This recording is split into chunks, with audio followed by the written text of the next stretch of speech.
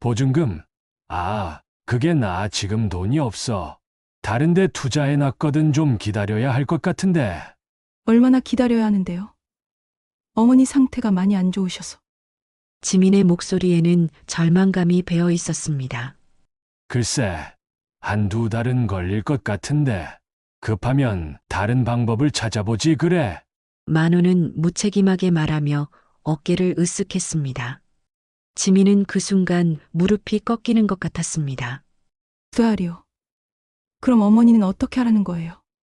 지금 당장 수술해야 하는데. 그건 내가 어떻게 해? 나도 사정이 있다고. 만호는 점점 짜증스러운 톤으로 말했습니다. 애초에 계약할 때 급하게 빼간다는 조건은 없었잖아. 법적으로도 나한테 책임 없어. 지민의 어머니가 마침 병원에서 몰래 나와 집으로 돌아왔습니다. 딸이 걱정될까봐 퇴원한다고 거짓말을 한 것이었죠. 계단을 올라오다가 만호와 지민의 대화를 듣게 되었고 급히 내려와서 만호 앞에 무릎을 꿇었습니다. 집주인님, 제발 부탁드립니다. 제가 죽을 병에 걸렸어요. 보증금만 돌려주시면 다른 건 아무것도 바라지 않겠습니다. 어머니는 눈물을 흘리며 애원했습니다. 하지만 만호는 고개를 돌리며 차갑게 말했습니다. 나도 돈이 없다니까. 없는 돈을 어떻게 줘? 은행에서 대출이라도 받아보지 그래. 대출은 이미 한 개예요. 담보로 잡힐 게 없었어. 어머니의 목소리가 점점 작아졌습니다. 그럼 어쩌라고? 나도 혼자 사는 몸인데 남의 병원비까지 책임져야 하나? 만호는 점점 목소리를 높였습니다. 애초에 돈 없으면 이런 동네 와서 살지 말았어야지. 지민은 그 순간 참았던 화가 폭발했습니다. 아저씨가 너무 하시는 거 아니에요? 사람이 죽을 수도 있는 상황인데. 그렇게 말씀하시면 어떻게 해요? 내가 너희 때문에 왜 손해를 봐야 하는데? 계약서대로 한 게 당연한 거 아니야? 어머니는 지민을 말리며 다시 한번 간청했습니다. 정말 마지막 부탁입니다. 한 달만, 아니 3주만 기다려주시면 안 될까요? 만호는 한숨을 크게 쉬며 말했습니다. 3주도 안 돼. 최소 2달은 기다려야 해. 그것도 내가 봐주는 거야. 그 순간 지민은 주먹을 불끈 쥐었습니다. 어머니가 저렇게 무릎 꿇고 빌어도 전혀 마음이 움직이지 않는 만호의 모습에 분노와 절망감이 동시에 밀려왔습니다. 오늘도 따뜻한 이야기로 찾아뵙게 되어 반갑습니다. 이야기가 시작되기 전에 무료인 구독과 좋아요 한 번씩 눌러주세요. 서울 변두리의 오래된 다세대 주택가는 새벽부터 분주했습니다. 좁은 골목길 사이로 쓰레기차 소리가 요란하게 울려 퍼지고 이른 아침부터 나가는 직장인들의 발걸음이 바삐 오갔죠. 그 소음 속에서도 유독 눈에 띄는 건물이 하나 있었는데 바로 3층짜리 낡은 다세대 주택이었습니다. 회색빛 외벽은 곳곳이 금이 가 있었고 녹슨 철제 계단은 삐걱거리는 소리를 내며 세월의 무게를 드러내고 있었습니다. 이 건물의 1층 끝방에 살고 있는 박만호는 올해 72살로 이 집의 집주인이었습니다. 아침 6시만 되면 어김없이 일어나 마당을 쓸고 건물 곳곳을 점검하며 하루를 시작하는 게 그의 루틴이었죠. 하지만 만호의 얼굴에는 늘 험상궂은 표정이 자리 잡고 있었습니다. 깊게 패인 주름 사이로 날카로운 눈빛이 번뜩였고 언제나 무언가 불만스러워하는 듯한 인매를 하고 있었죠. 세입자들과 마주칠 때면 더욱 그랬습니다. 또 수도세가 올랐네. 이런 식으로 계속 나가면 나 혼자 다 감당해야 하는 거 아니야? 만호는 우편함에서 고지서를 꺼내며 투덜거렸습니다. 두껍게 낀 안경 너머로 고지서의 숫자들을 하나하나 확인하는 그의 모습은 마치 돈을 세는 수전노 같았죠. 2층에 살고 있는 김씨 아주머니가 마침 쓰레기를 버리러 나오다 마주쳤는데 만호는 고지서를 흔들며 날카롭게 말했습니다. 김아주머니, 이번 달부터 관리비 5천 원 더 받을 겁니다. 요즘 물가가 얼마나 올랐는데 그동안 동결해뒀던 게 어디예요? 나도 먹고 살아야죠. 김씨 아주머니는 당황스러운 표정을 지으며 조심스럽게 대답했습니다. 집주인님, 그렇게 갑자기 올리시면 저희도 준비할 시간이 필요한데요. 미리 공지라도 해주시지. 공지? 내 집인데 내 맘대로 못하나? 싫으면 나가면 되지 뭘. 만호는 쌀쌀맞게 말하며 등을 돌렸습니다. 김씨 아주머니는 할 말을 잃고 고개를 떨구며 한숨을 내쉬었죠. 이런 일은 비일비재했습니다. 만호는 보일러가 고장 나도 겨울도 아닌데 뭘 그렇게 난리냐며 수리를 미뤘고 전구 하나 나가도 전구값도 못 내느냐며 세입자들에게 떠넘겼습니다. 복도의 형광등이 깜빡거려도 화장실 변기에서 물이 새도 그는 늘 나중에 한꺼번에 처리하겠다며 미루기 일쑤였죠. 그러면서 늘 같은 말을 입에 달고 살았습니다. 돈 없는 것들한테 이것저것 다 해주다간 내가 굶어 죽어. 요즘 세상에 공짜가 어디 있다고. 나도 혼자 사는 몸인데 누가 나 챙겨주나? 만호의 삶은 오직 돈을 아끼고 모으는 것에만 집중되어 있었습니다. 냉장고에는 며칠 된 밑반찬 몇 개만 덩그러니 있었고 전기요금을 아끼려고 해가 지면 일찍 잠자리에 들었죠. 그런 그에게 세입자들은 그저 매달 돈을 가져다 주는 존재일 뿐이었습니다. 그들의 어려운 사정이나 개인적인 문제에는 전혀 관심이 없었죠. 오후가 되자 3층에서 이사 트럭 소리가 들려왔습니다. 새 세입자가 들어오는 모양이었죠. 만호는 창문을 열고 내려다보았는데 중년 여성 하나와 고등학생으로 보이는 소녀가 짐을 들고 올라오고 있었습니다. 트럭에서 내린 짐들은 그리 많지 않았는데 대부분 낡은 박스들과 몇 개의 가구가 전부였습니다. 아, 새로 들어오는 사람들이군. 돈 냄새가 나는걸. 만호는 중얼거리며 문을 열고 나갔습니다. 그의 눈에는 새로운 수입원을 발견한 듯한 계산적인 빛이 어리고 있었죠. 계단에서 무거운 짐을 들고 올라오던 모녀는 숨을 헐떡이고 있었습니다. 특히 어머니는 몸이 좋지 않아 보였는데 자주 멈춰서서 숨을 고르고 있었죠. 창백한 얼굴과 마른 체격에서 오랫동안 고생해온 흔적이 역력했습니다. 어머니, 괜찮으세요? 제가 더 들게요. 소녀가 걱정스럽게 물으며 어머니의 짐을 빼앗으려 했습니다. 괜찮다, 지민아. 조금만 더 올라가면 되니까. 우리 새 집이잖아. 어머니는 억지로 미소를 지으며 대답했습니다. 하지만 그 미소 뒤로는 깊은 피로와 걱정이 숨어 있었죠. 만호는 그 모습을 지켜보다가 계단 중간에서 팔짱을 끼고 기다리고 있었습니다. 모녀가 3층에 도착하자 그는 퉁명스럽게 말했죠. 새로 들어오신 분들이죠? 나 이 집 주인 박만호입니다. 계약서에 있던 조건들 다 확인하셨죠?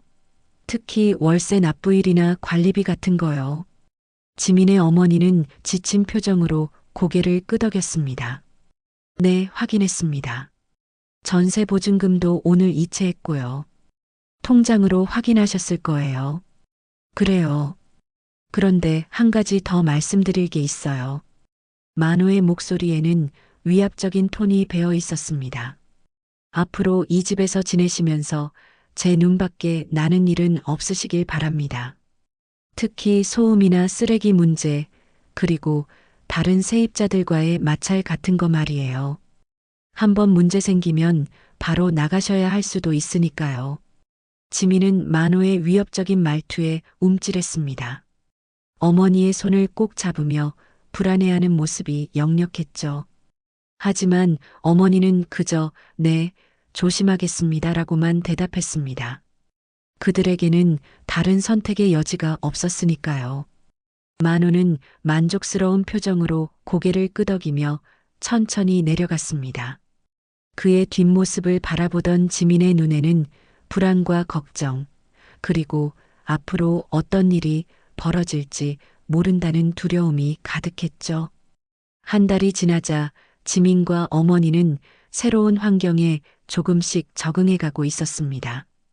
지민은 근처 고등학교로 전학을 갔고 어머니는 동네 마트에서 시간제 일을 구해 생계를 이어가고 있었죠. 하지만 어머니의 건강은 점점 나빠지고 있었습니다. 기침이 잦아졌고 밤이면 숨이 차서 잠을 이루지 못하는 날이 많았습니다. 어머니, 병원 한번 가보세요. 기침이 너무 심해졌어요. 지민이 걱정스럽게 말했지만 어머니는 고개를 저었습니다. 괜찮다, 지민아. 요즘 미세먼지 때문에 그런 거야. 병원비 쓸 돈이 어디 있니? 어머니는 억지로 웃으며 대답했지만 창백한 얼굴색은 감출 수가 없었습니다. 그런 어느 날 저녁, 어머니가 갑자기 쓰러졌습니다. 마트에서 일을 마치고 돌아오던 중이었는데 계단을 올라가다가 그만 의식을 잃고 말았죠. 다행히 2층에 살던 김 씨 아주머니가 발견해서 응급실로 실어날랐습니다. 의사 선생님, 어머니가 어떻게 되신 건가요? 지민은 떨리는 목소리로 물었습니다. 폐렴이 상당히 진행된 상태입니다. 그리고 의사는 잠시 망설이더니 말을 이어갔습니다. 다른 검사도 더 해봐야겠지만 지금 상태로는 입원 치료가 필요합니다. 최소 2주는 걸릴 것 같은데요. 지민의 머릿속이 하얘졌습니다. 입원비는 어떻게 마련해야 할지, 어머니가 일을 못하게 되면 생활비는 어떻게 해야 할지 온갖 걱정이 밀려왔죠. 하지만 그보다 더 큰 충격이 기다리고 있었습니다. 일주일 후 어머니의 상태는 호전되지 않았고 의사는 더 정밀한 검사 결과를 알려주었습니다. 폐암 초기 단계입니다. 다행히 일찍 발견해서 수술하면 완치 가능하지만 수술비와 치료비가 만만치 않을 겁니다. 지민은 그 말을 듣고 주저앉고 싶었지만 어머니 앞에서는 울 수가 없었습니다. 어머니 역시 모든 걸 알고 있었지만 딸 앞에서는 괜찮은 척 애쓰고 있었죠. 지민아, 미안하다. 엄마가 이렇게 되어서. 어머니의 눈에 눈물이 고였습니다. 무슨 소리예요? 빨리 나으셔야죠. 제가 다 해결할게요. 지민은 어머니의 손을 꼭 잡으며 말했지만 정작 어떻게 해야 할지는 막막했습니다. 병원에서 나온 지민은 집으로 돌아가는 길에 많은 생각을 했습니다. 학교를 그만두고 일을 해야 하나 아니면 다른 방법이 있을까? 온갖 생각이 머릿속을 스쳐갔죠. 그러다가 문득 한 가지 방법이 떠올랐습니다. 전세 보증금을 빼서 치료비로 쓰는 것이었습니다. 집에 도착한 지민은 곧바로 만호를 찾아갔습니다. 1층 문을 두드리자 만호가 귀찮다는 표정으로 문을 열었습니다. 뭔 일이야? 이 늦은 시간에. 집주인 아저씨, 죄송한데 부탁이 하나 있어요. 지민은 떨리는 목소리로 말했습니다. 어머니가 갑자기 병원에 입원하게 되어서 치료비가 많이 필요해요. 그래서 이사를 가야 할 것 같은데 보증금만 제때 돌려주시면 안 될까요? 만호는 지민의 말을 듣더니 헛기침을 하며 난처한 표정을 지었습니다. 보증금? 아, 그게. 나 지금 돈이 없어. 다른데 투자해 놨거든. 좀 기다려야 할 것 같은데? 얼마나 기다려야 하는데요? 어머니 상태가 많이 안 좋으셔서 지민의 목소리에는 절망감이 배어 있었습니다.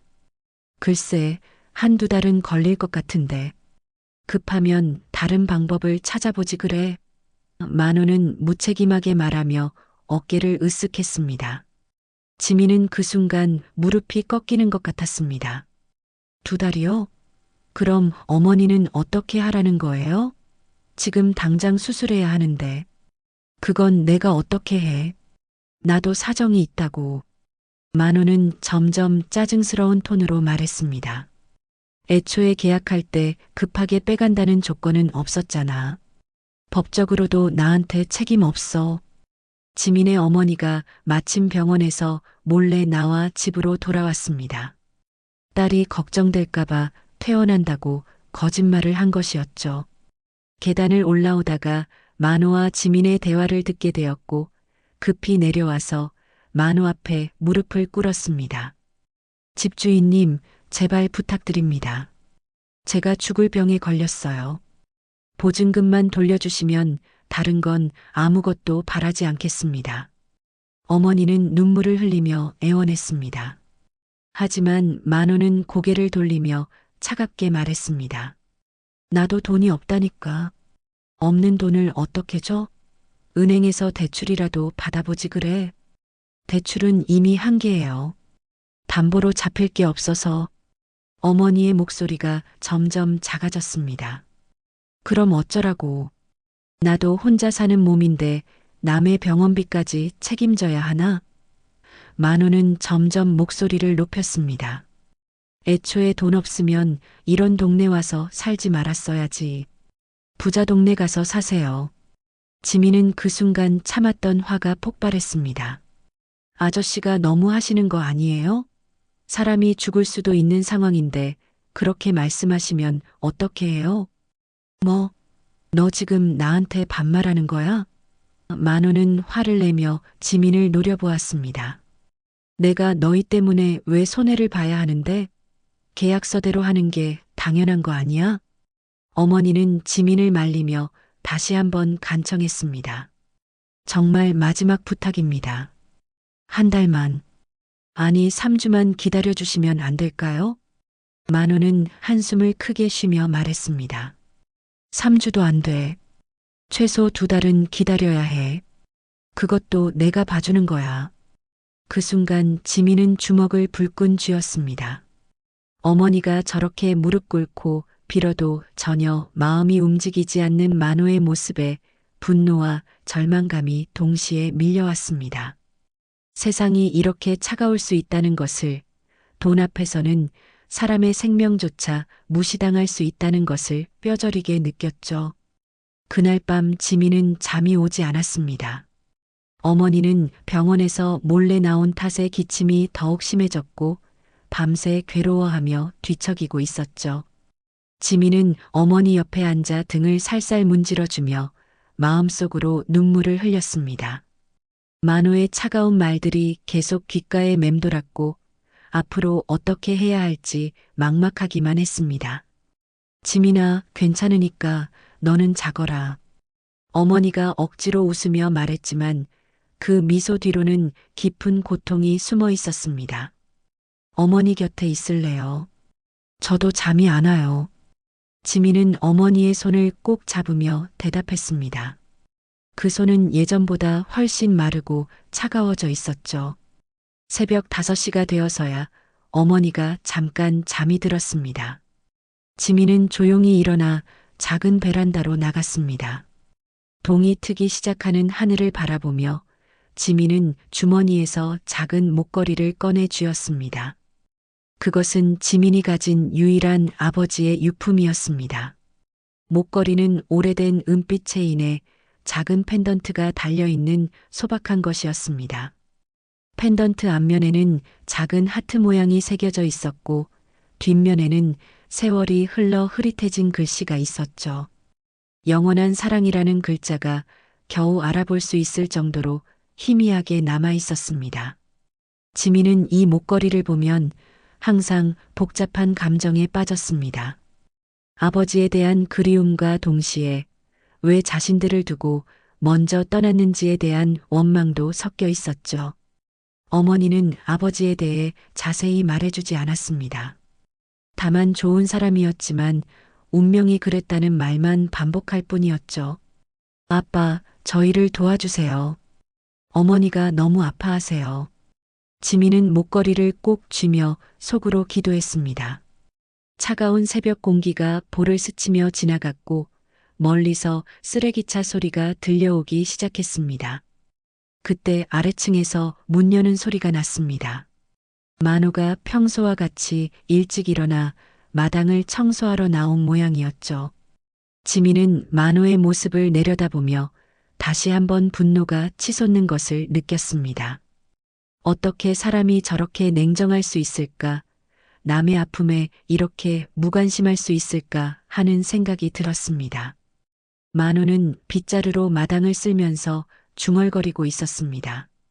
요즘 세입자들이 왜 이렇게 말이 많은지 모르겠어. 계약서대로 하면 되는 건데 괜한 소리만 하고. 지민은 그 모습을 보며 주먹을 꽉 쥐었습니다. 하지만 화를 낸다고 해서 상황이 바뀌는 것은 아니었죠. 오히려 만호를 더 자극해서 상황이 악화될 수도 있었습니다. 잠시 후 지민은 마당으로 내려갔습니다. 갈 곳 없는 마음에 그냥 혼자 있고 싶었던 것입니다. 마당 한 구석에 있는 작은 벤치에 앉아 목걸이를 만지작거리며 울고 있었죠. 어머니 앞에서는 강한 척했지만 혼자 있으니 모든 것이 무너져 내리는 것 같았습니다. 이제 정말 어떻게 해야 하지? 지민은 혼잣말을 하며 눈물을 흘렸습니다. 목걸이에서 나오는 희미한 빛이 새벽 햇살에 반짝이고 있었습니다. 그런데 마당 청소를 하던 만호의 시선이 지민이 들고 있는 목걸이에 꽂혔습니다. 처음에는 그냥 지나치려 했는데 목걸이의 펜던트가 햇빛에 반사되면서 번쩍이는 것을 보고 발걸음을 멈춘 것이었죠. 만호는 눈을 가늘게 뜨고 목걸이를 자세히 보려고 했습니다. 그 순간 그의 얼굴에 이상한 표정이 스쳐갔습니다. 마치 어디선가 본 듯한 낯익은 무언가를 발견한 듯한 표정이었죠. 저 저건. 만호는 중얼거리며 지민에게 다가갔습니다. 그의 목소리에는 평소와 다른 떨림이 있었습니다. 지민은 만호가 다가오는 것을 보고 깜짝 놀라며 목걸이를 주머니에 넣으려 했습니다. 하지만 만호가 다급하게 말했죠. 잠깐, 그 목걸이 좀 다시 보여줄 수 있나? 만호의 목소리는 평소의 퉁명스러운 톤과는 완전히 달랐습니다. 어딘가 간절하고 불안한 기색이 역력했죠. 왜요? 이게 뭐가 대단한 것도 아닌데. 지민은 경계심을 가지며 대답했습니다. 아니야, 그냥 좀 보여달라고.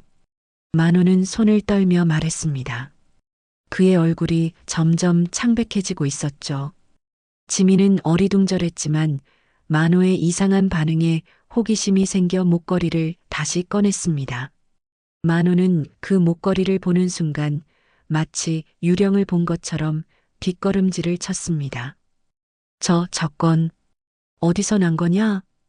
만호의 목소리가 바들바들 떨리고 있었습니다. 이게 왜 그러세요? 지민은 만호의 급격한 변화에 당황했습니다.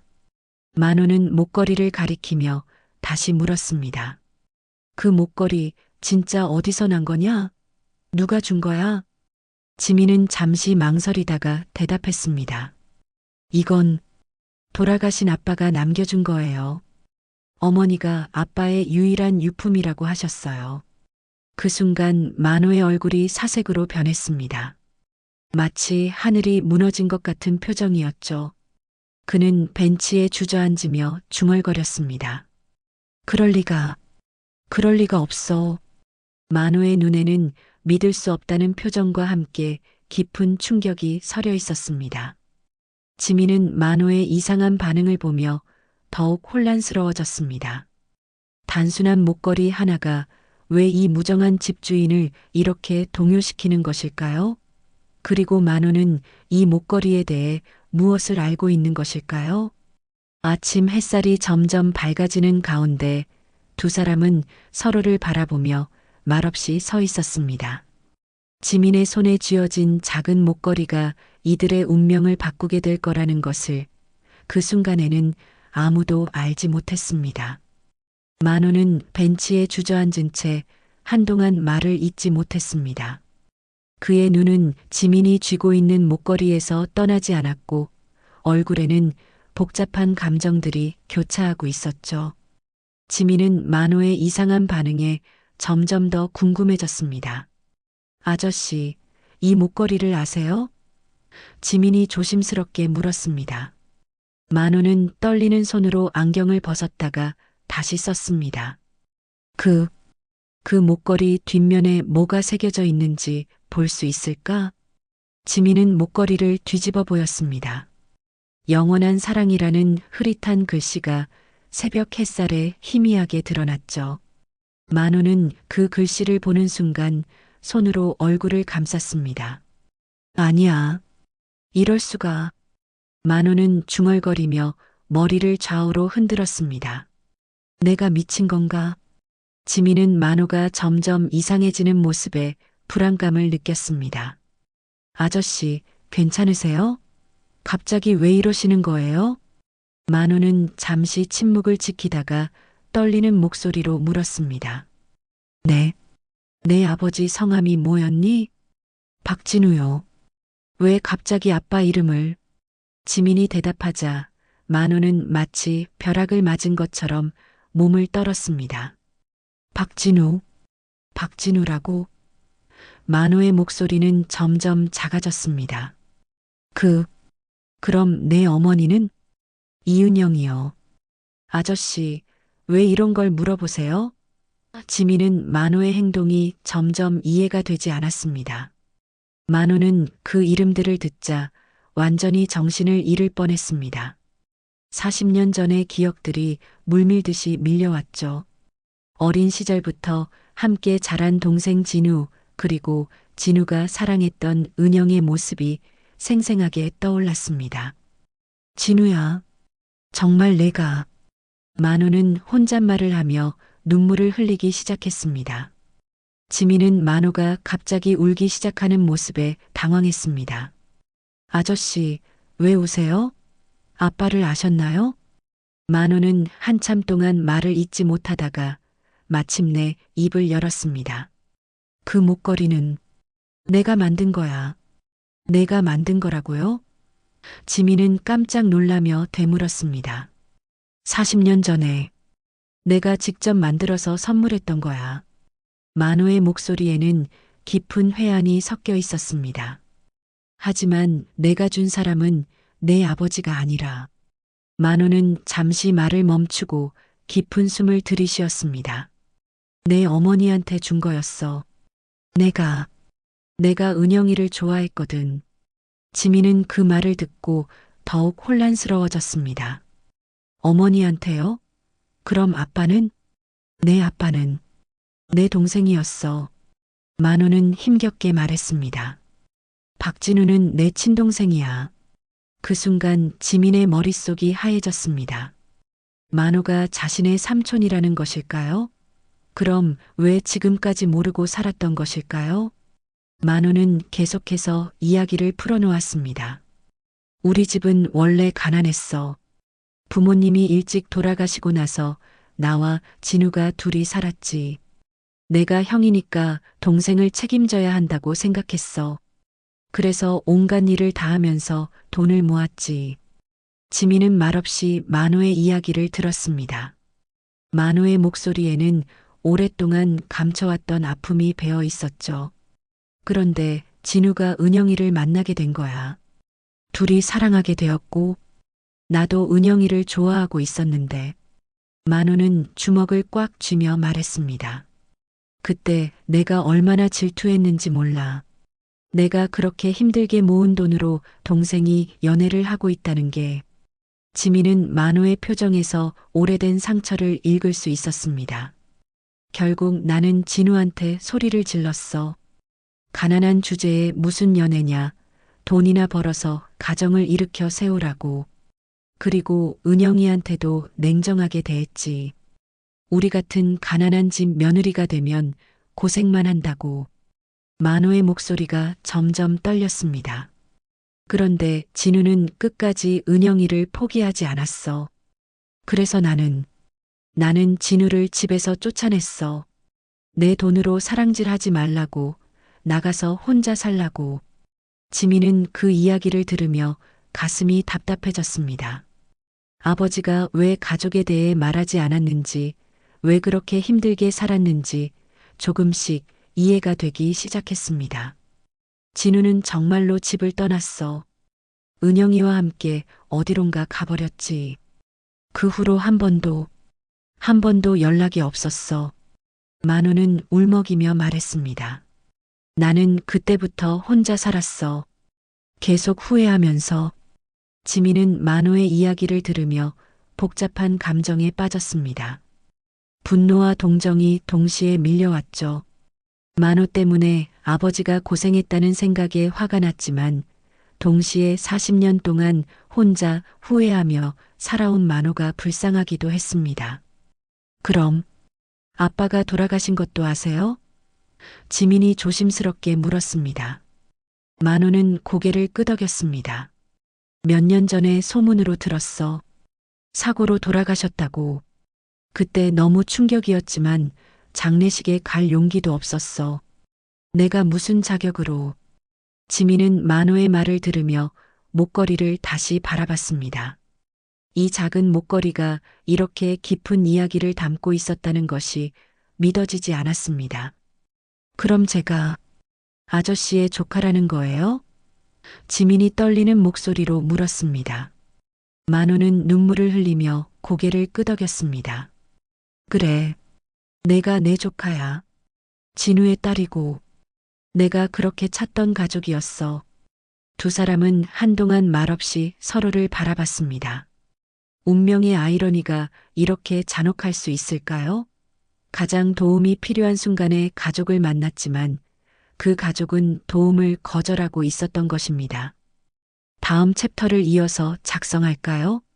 지민은 만호의 고백을 듣고 한동안 말을 잇지 못했습니다. 삼촌이라는 단어가 머릿속에서 맴돌았지만 현실감이 없었죠. 그동안 냉정하게 대했던 집주인이 자신의 혈육이었다는 사실이 믿어지지 않았습니다. 그럼 아저씨가 정말 제 삼촌이라는 거예요? 지민의 목소리는 떨리고 있었습니다. 만호는 눈물을 닦으며 고개를 끄덕였습니다. 그래, 내가 내 삼촌이야. 진우의 형이고 내 아버지의 형이야. 지민은 갑작스러운 현실에 어떻게 반응해야 할지 몰랐습니다. 기쁨보다는 분노가 먼저 올라왔죠. 그럼 왜 지금까지 모른 척 하셨어요? 우리가 이렇게 힘들게 사는 걸 알면서도 나는 너희가 누군지 몰랐어. 만호는 변명하듯 말했습니다. 성이 같으니까 혹시나 했지만 서울에 박 씨가 얼마나 많은데. 그리고 은영이가 재혼했을 수도 있다고 생각했고. 변명이에요. 지민의 목소리가 높아졌습니다. 조금만 관심 가졌으면 알 수 있었을 거예요. 아빠 이름도 어머니 이름도 계약서에 다 나와 있었잖아요. 만호는 지민의 말에 할 말을 잃었습니다. 정말로 그랬습니다. 조금만 세심하게 봤다면, 조금만 관심을 가졌다면 알 수 있었을 것입니다. 하지만 그는 오직 돈에만 관심이 있었고 세입자들의 개인적인 사정은 무시했었죠. 그때 위층에서 지민 어머니의 기침 소리가 들려왔습니다. 밤새 잠을 제대로 자지 못한 어머니가 깨어난 모양이었습니다. 지민은 급히 올라가려 했지만 만호가 지민의 팔을 잡았습니다. 지민아, 잠깐만. 만호의 목소리에는 간절함이 배어 있었습니다. 뭐요? 이제 와서 뭘 더 말하려고요? 지민은 차갑게 말했습니다. 나도 몰랐어. 정말 몰랐다고. 만호는 지민의 손을 잡으려 했지만 지민은 손을 뿌리쳤습니다. 몰랐다고요? 삼촌이면서 조카가 이렇게 힘들어하는 걸 보고도 아무렇지 않으셨던 거예요? 지민의 눈에 눈물이 고였습니다. 어머니가 무릎 꿇고 빌어도 그렇게 차갑게 대하셨으면서요? 만호는 그 말을 듣고 주저앉고 싶었습니다. 지민의 말이 모두 맞았기 때문이었죠. 그는 정말로 냉정했고 인정머리 없는 사람이었습니다. 미안해. 정말 미안해. 만호는 떨리는 목소리로 말했습니다. 내가 너무 못된 사람이었어. 하지만 지민의 분노는 쉽게 가라앉지 않았습니다. 미안하다고 해서 뭐가 달라져요? 어머니는 지금도 아프시고 우리는 여전히 갈 곳이 없는데요. 그때 위층에서 어머니의 목소리가 들려왔습니다. 지민아, 어디 있니? 지민은 서둘러 올라가려 했고 만호도 함께 따라갔습니다. 3층에 올라가니 어머니가 창백한 얼굴로 문 앞에 서 있었습니다. 어머니, 왜 나오셨어요? 안에서 쉬세요. 지민이 어머니를 부축하려 했는데 어머니는 만호를 보고 깜짝 놀랐습니다. 집주인님이 왜 여기까지? 어머니는 혹시 또 무슨 문제가 생긴 건 아닌가 걱정했습니다. 만호는 어머니를 보는 순간 과거의 기억이 선명하게 떠올랐습니다. 40년 전 어린 은영의 모습과 지금의 모습이 겹쳐 보였죠. 세월의 무게와 고생의 흔적이 역력했지만 여전히 그때의 은영이었습니다. 은영 씨. 만호는 떨리는 목소리로 어머니의 이름을 불렀습니다. 어머니는 자신의 이름을 부르는 만호를 보며 당황했습니다. 제 이름을 어떻게? 나야. 만호야. 만호는 눈물을 흘리며 말했습니다. 진우의 형 말이야. 어머니는 그 말을 듣고 마치 벼락을 맞은 것처럼 몸을 떨었습니다. 만호, 오빠요? 정말 만호 오빠세요? 그래, 나야. 만호는 어머니 앞에 무릎을 꿇었습니다. 은영아, 정말 오랜만이야. 어머니는 만호의 얼굴을 자세히 들여다봤습니다. 세월이 많이 흘렀지만 여전히 진우를 닮은 얼굴이었습니다. 어머니의 눈에서도 눈물이 흘러내렸죠. 오빠, 정말 오빠네요. 어머니는 힘없이 주저앉았습니다. 그럼 지민이는? 내 조카야. 진우의 딸이고. 만호는 울부짖었습니다. 내가 우리 가족한테 이런 짓을 했어. 내가 이런 나쁜 사람이었어. 지민은 그 광경을 보며 복잡한 감정에 빠졌습니다. 어머니와 만호가 서로를 알아보고 우는 모습을 보니 이 모든 것이 현실이라는 걸 실감했습니다. 은영아, 나 때문에 진우가 그렇게 고생했구나. 만호는 어머니의 손을 잡으며 말했습니다. 내가 진우를 내쫓지 않았다면, 내가 좀 더 관대했다면. 어머니는 만호의 손을 잡으며 말했습니다. 오빠, 진우는 오빠를 원망하지 않았어요. 돌아가시기 전까지도 오빠 이야기를 하셨어요. 언젠가는 화해하고 싶다고. 그 말을 듣고 만호는 더욱 큰 목소리로 울었습니다. 내가 너무 바보였어. 동생을 다시 볼 기회도 놓쳤고 너희가 이렇게 힘든 줄도 모르고. 지민은 그 모습을 보며 마음이 복잡했습니다. 만호가 진심으로 후회하고 있다는 것은 알 수 있었지만 그렇다고 해서 지금까지의 일들이 없었던 것이 되는 건 아니었습니다. 오빠, 이제 그런 이야기는 그만해요. 어머니가 만호를 달래며 말했습니다. 중요한 건 우리가 다시 만났다는 거예요. 하지만 지민의 마음은 여전히 무거웠습니다. 가족을 만난 기쁨보다는 지금까지 겪었던 상처들이 더 크게 느껴졌습니다. 만호는 어머니와 지민 앞에서 한참 동안 울었습니다. 40년 동안 쌓인 후회와 죄책감이 한꺼번에 터져 나오는 것 같았죠. 하지만 지민의 마음은 여전히 차가웠습니다. 이제 와서 눈물을 흘린다고 해서 모든 게 용서될 수 있을까요? 오빠, 일단 안으로 들어가요. 이렇게 복도에서 이야기할 수는 없잖아요. 어머니가 만호를 방으로 이끌었습니다. 비좁은 원룸이었지만 그래도 이야기할 수 있는 공간이었죠. 방 안에 들어선 만호는 초라한 살림살이를 둘러보며 가슴이 아팠습니다. 낡은 냉장고, 작은 식탁, 얇은 이불이 전부였습니다.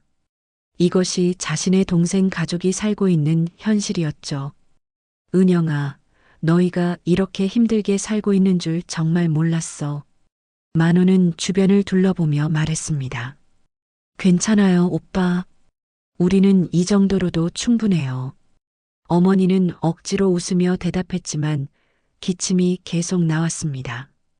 지민은 어머니의 기침 소리를 듣고 다시 현실로 돌아왔습니다. 어머니, 약 드세요. 기침이 너무 심해요. 만우는 어머니의 기침 소리를 듣고 깜짝 놀랐습니다. 은영아, 몸이 안 좋은 거야? 어머니는 대답하기 전에 또 기침을 했습니다. 지민이 대신 말했죠. 폐암이에요. 수술해야 하는데 돈이 없어서. 폐암? 만우는 그 말을 듣고 머리가 하얘졌습니다. 언제부터? 얼마나 심한 거야? 초기 단계라고 하는데 빨리 수술하지 않으면 위험하다고 해요. 지민의 목소리에는 절망감이 배어 있었습니다.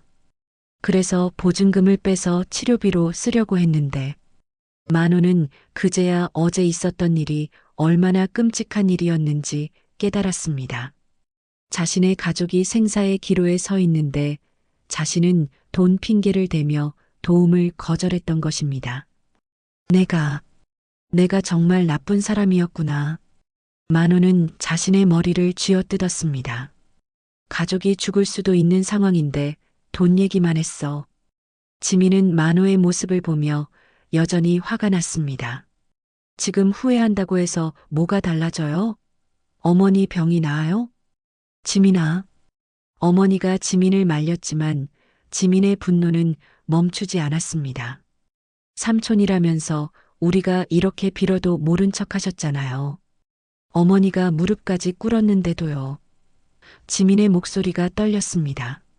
만우는 지민의 말에 반박할 수 없었습니다. 정말로 그랬기 때문이었죠. 그는 어제의 자신이 얼마나 잔인했는지 생각하니 견딜 수가 없었습니다. 그럼 이제 어떻게 하실 거예요? 지민이 날카롭게 물었습니다. 가족이라는 걸 알았으니까 이제는 도와주실 건가요? 만우는 즉시 대답했습니다. 당연하지. 은영이 치료비는 내가 다 댈게. 그리고 보증금도 바로 돌려줄게. 하지만 지민은 냉소적으로 웃었습니다. 어제는 돈이 없다고 하시더니 오늘은 갑자기 있어요? 만우는 그 말에 얼굴이 빨개졌습니다. 그건 거짓말하셨죠? 돈은 있었는데 그냥 주기 싫으셨던 거죠? 지민의 눈에서 눈물이 흘렀습니다. 우리가 가족인 줄 몰랐으니까 상관없다고 생각하신 거죠? 만우는 할 말을 잃었습니다. 지민의 말이 모두 사실이었기 때문입니다. 그는 정말로 돈이 있었지만 세입자들에게 주기 싫어서 거짓말을 했던 것입니다. 미안해. 정말 미안해.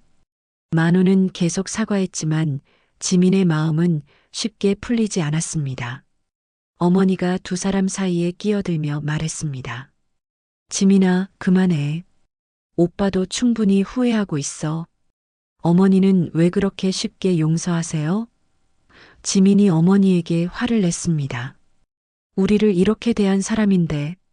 어머니는 지민의 손을 잡으며 말했습니다. 지민아, 원망하고 화내는 건 쉬워. 하지만 그렇게 해서 뭐가 달라지니? 오빠도 혼자 사시면서 얼마나 외로우셨을까. 만우는 어머니의 말을 듣고 더욱 울었습니다. 정말로 그랬습니다. 그는 40년 동안 혼자 살면서 얼마나 외로웠는지 모릅니다. 하지만 그 외로움을 다른 사람들에게 차갑게 대하는 것으로 달래려 했던 것입니다. 은영아, 나 정말 혼자 살기 싫어. 만우는 솔직하게 털어놓았습니다. 매일 혼자 밥 먹고 혼자 자고 그러다 보니 마음이 점점 메말라갔어. 다른 사람한테 정을 주는 것도 잊어버렸고. 지민은 만우의 고백을 들으며 조금씩 마음이 누그러지기 시작했습니다. 만우도 결국은 외로운 사람이었던 것입니다. 하지만 그렇다고 해서 우리한테 그렇게 할 이유는 없었잖아요. 지민이 여전히 서운함을 표현했습니다. 맞아. 나한테는 변명의 여지가 없어. 만우는 인정했습니다. 하지만 이제라도 우리 가족이 되면 안 될까? 어머니는 만호의 말을 듣고 눈물을 흘렸습니다. 오빠, 우리는 처음부터 가족이었어요. 시간이 많이 흘렀고 상처도 많았지만 여전히 가족이에요. 지민은 어머니와 만호의 모습을 보며 마음이 복잡했습니다. 분노와 서운함은 여전했지만 동시에 안도감도 느꼈습니다. 이제 어머니의 치료비 걱정은 하지 않아도 될 것 같았으니까요. 정말 어머니 치료비 다 내주실 거예요? 지민이 조심스럽게 물었습니다. 그럼, 당연하지. 만호는 확신에 찬 목소리로 대답했습니다. 내가 가진 거 다 줘도 모자라. 은영이만 건강해지면 돼. 그 순간 지민의 눈에서도 눈물이 흘러내렸습니다. 오랫동안 참아왔던 감정들이 한꺼번에 터져 나오는 것 같았죠. 다행히 어머니를 살릴 수 있게 되었다는 안도감이 밀려왔습니다. 만호는 그날 오후부터 바로 행동에 옮겼습니다. 먼저 은행에 가서 정기예금을 해지하고 부동산에 집 매물을 내놓았습니다. 지민과 어머니는 그런 만호의 모습을 보며 놀라지 않을 수 없었죠. 오빠, 집까지 팔 필요는 없어요. 치료비만 있으면 되는데. 어머니가 걱정스럽게 말했습니다. 아니야, 은영아. 이 집은 원래 너희 것이어야 했어. 만호는 단호하게 말했습니다. 내가 진우를 내쫓지 않았다면 이 집도 함께 물려받았을 거야. 내가 독차지한 게 잘못이었어. 지민은 만호의 말을 들으며 여전히 믿기지 않았습니다. 어제까지만 해도 돈 한 푼 아까워하던 사람이 이렇게 변할 수 있을까요? 저녁이 되자 만호는 다세대 주택의 모든 세입자들을 마당에 모았습니다. 2층의 김씨 아주머니를 비롯해 3층의 다른 세입자들까지 모두 무슨 일인지 궁금해하며 나왔죠. 무슨 일이세요, 집주인님? 김씨 아주머니가 조심스럽게 물었습니다. 만호는 깊은 숨을 들이쉬고 말했습니다. 여러분께 사과드리려고 모셨습니다. 세입자들은 서로 얼굴을 바라보며 당황했습니다. 그동안 한 번도 미안하다는 말을 해본 적 없는 만호가 갑자기 사과를 한다니 믿기지 않았던 것입니다. 저는 그동안 집주인으로서 자격이 없는 사람이었습니다. 만호는 세입자들 앞에서 고개를 숙였습니다. 여러분의 어려운 사정은 외면하고 오직 돈에만 관심을 가졌습니다. 김씨 아주머니는 놀란 표정으로 만호를 바라봤습니다. 집주인님, 갑자기 왜 이런 말씀을? 그리고 오늘 알게 된 사실인데. 만호는 지민과 어머니를 바라보며 말했습니다. 3층에 사시는 분들이 제 가족이었습니다. 제 동생의 가족이었는데 저는 그것도 모르고 냉정하게 대했습니다. 세입자들은 그 말을 듣고 더욱 놀랐습니다. 지민과 어머니도 만호가 이렇게 공개적으로 이야기할 줄은 몰랐죠. 앞으로는 달라지겠습니다. 만호는 무릎을 꿇고 말했습니다. 여러분께 제대로 된 집주인이 되겠습니다. 그리고 그동안 불편을 끼쳐드린 것에 대해서는 만호는 주머니에서 봉투들을 꺼냈습니다. 관리비를 3개월치 돌려드리겠습니다. 그리고 앞으로는 시세보다 저렴하게 받겠습니다. 세입자들은 믿을 수 없다는 표정으로 서로를 바라봤습니다. 그동안 인색하기로 유명했던 만호가 이런 일을 하다니 꿈을 꾸는 것 같았죠. 집주인님, 정말 괜찮으세요? 한 세입자가 걱정스럽게 물었습니다. 네, 괜찮습니다. 아니, 이제야 제정신이 든 것 같습니다. 만호는 미소를 지으며 대답했습니다. 돈보다 중요한 게 있다는 걸 오늘 깨달았거든요. 김씨 아주머니는 감동받아 눈물을 흘리기 시작했습니다. 집주인님, 고맙습니다. 다른 세입자들도 하나둘씩 고개를 숙여 인사했습니다. 그동안 쌓인 원망은 있었지만 진심으로 사과하는 만호의 모습에 마음이 움직인 것입니다. 세입자들이 돌아간 후 만호는 지민과 어머니에게 말했습니다. 내일 병원에 가자. 은영이 수술 일정부터 잡아야지. 오빠 정말 고마워요. 어머니가 만호의 손을 잡으며 말했습니다. 하지만 만호는 고개를 저었습니다. 고마워할 건 내가야. 너희가 나한테 가족이 있다는 걸 알려줬잖아. 그날 밤 만호는 자신의 방에서 오래된 앨범을 꺼냈습니다. 진우와 함께 찍은 어린 시절 사진들이 가득했죠. 어린 두 형제가 어깨동무를 하고 웃고 있는 사진을 보며 만호는 눈물을 흘렸습니다. 진우야, 미안해. 형이 너무 바보였어. 만호는 사진 속 진우에게 말했습니다. 하지만 이제 내 가족을 잘 보살펴 줄게. 약속해. 며칠 후 어머니의 수술이 성공적으로 끝났습니다. 의사는 완전히 제거됐고 예후도 좋다고 말했죠. 지민은 수술실 앞에서 기다리며 얼마나 걱정했는지 모릅니다. 다행이야. 정말 다행이야. 지민은 수술이 끝났다는 소식을 듣고 주저앉으며 울었습니다. 만호도 옆에서 함께 울었습니다. 은영이가 괜찮아지니까 나도 살 것 같아.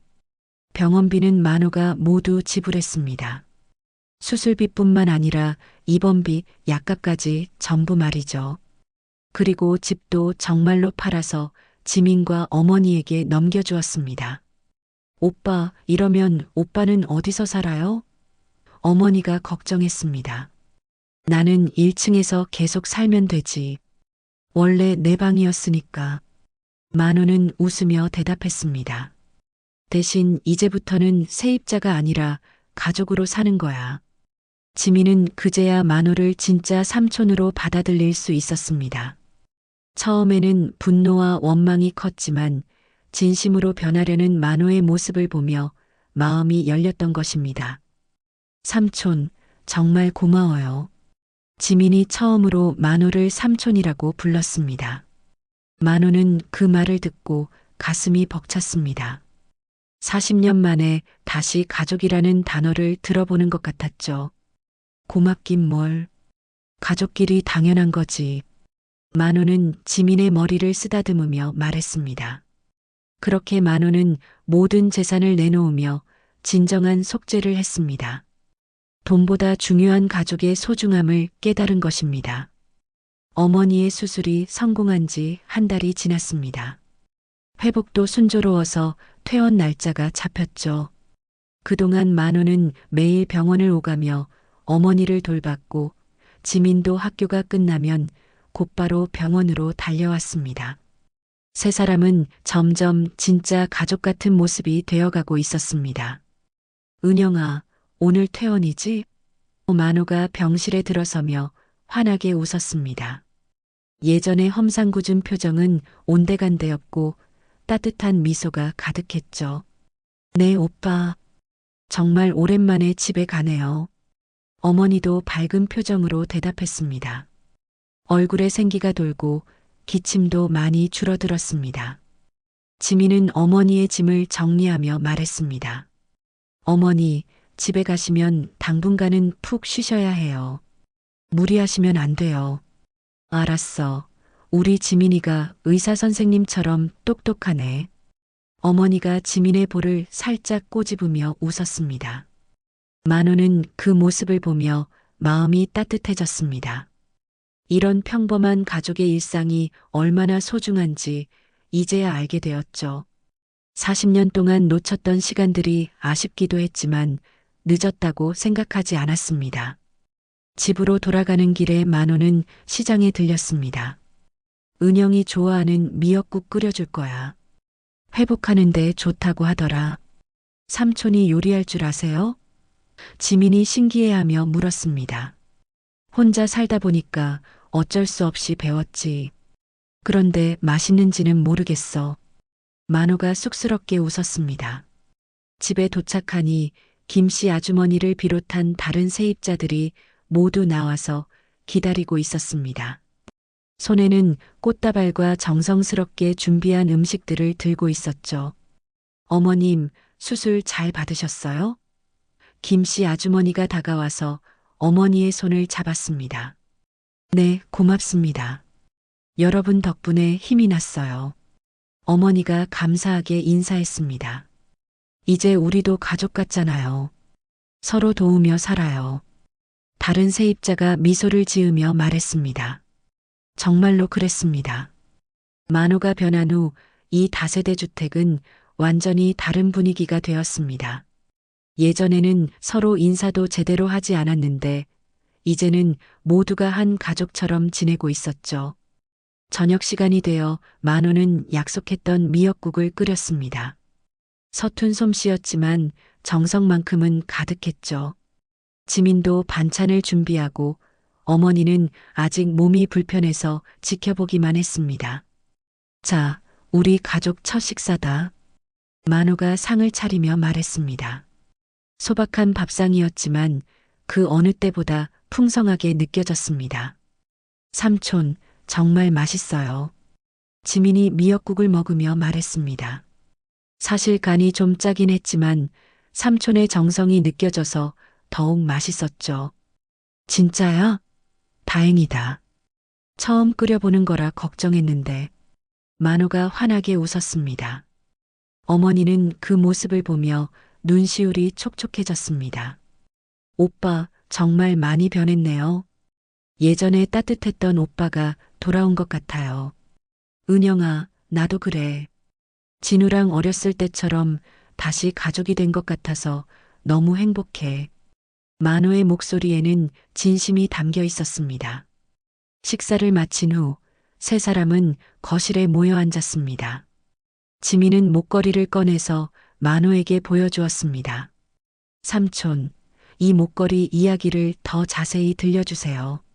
지민이 궁금해하며 말했습니다.